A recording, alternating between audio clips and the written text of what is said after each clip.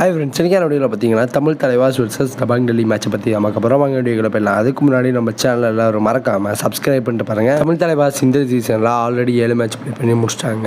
தபாங் டெல்லி பார்த்தீங்கன்னா 8 மேட்ச் விளையாண்டுருக்காங்க. தபாங் டெல்லி கடைசி 2 மேட்ச்சில் யூமும்பாவோட ஒரு தோல்வி எடுத்திருந்தாங்க. அதுக்கப்புறம் நேற்று பெங்கால் வாரியர்ஸோட ஒரு மேட்ச் வின் பண்ணியிருந்தாங்க. இதில் தபாங் டெல்லி 33 பாயிண்ட்டும் பெங்கால் வாரியர்ஸ் 30 பாயிண்ட் தான் எடுத்திருந்தாங்க. நம்ம தமிழ் தலைவாஸ் பார்த்தீங்கன்னா கடைசி 2 மேட்சுமே தோற்றுருந்தாங்க. ஓரளவுக்கு தோல்வியில் தான் இருக்காங்க. ரெண்டு டீமும் பார்த்தீங்கன்னா ஜிக்ஸாக்ல தான் வெற்றி எடுத்திருக்காங்க. தமிழ் தலைவாஸ் போன மேட்ச்சில் பார்த்தீங்கன்னா நிறைய சொதப்பினாங்க. சச்சின் மட்டும்தான் பார்த்தீங்கன்னா 17 பாயிண்ட் வரைக்கும் ஸ்கோர் பண்ணார். சாகில் உலியா நிதேஷ்குமார் இவங்க 2 பேரும் டிஃபெண்டிங்கில் சொதப்பிட்டாங்க. 2 பேரும் பார்த்தீங்கன்னா அந்த அளவுக்கு டேக்கிள் பாயிண்ட் எடுக்கல. சாகில் உலியா பார்த்தீங்கன்னா 0ல இருந்தார். அந்த மேட்ச்சில் நம்ம டேக்கிள் பார்த்தீங்கன்னா கம்மி பாயிண்ட் எடுத்ததுனால அந்த மேட்சை விட்டுட்டோம். ஆனால் இப்போ வர மேட்ச்சில் பார்த்தீங்கன்னா நம்ம வின் பண்ணி ஆகணும். நரேந்தர் பார்த்தீங்கன்னா அந்த அளவுக்கு பாயிண்டே ஸ்கோர் பண்ண மாட்டாரு.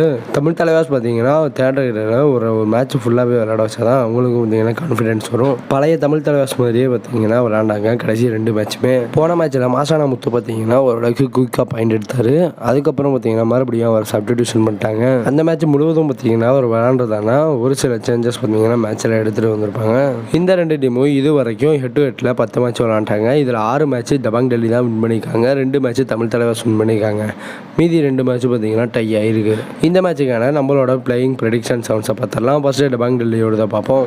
அஷு மாலிக், சந்தீப் தேஷ்வால், வினய் ரிது, யோகேஷ் தகியா, ஆஷிஷ் மாலிக், நிதின் பன்வர், ஆஷிஷ் நர்வால் இந்த பிளேயர்ஸ்லாம் இருக்காங்க. இப்போ தமிழ் தலைவாஸோட ஸ்டார்டிங் செவன்ஸை பார்த்தாலும் Sahil Gulia, M Abhishek, Amir குசானி, பஸ்டமி, Nitesh Kumar, Ashish, Sachin and Narendra. சாகரோட injury அப்டேட்டை பற்றி தமிழ் தலைவாஸ் இன்னும் எதுவுமே தெரிவிக்கல.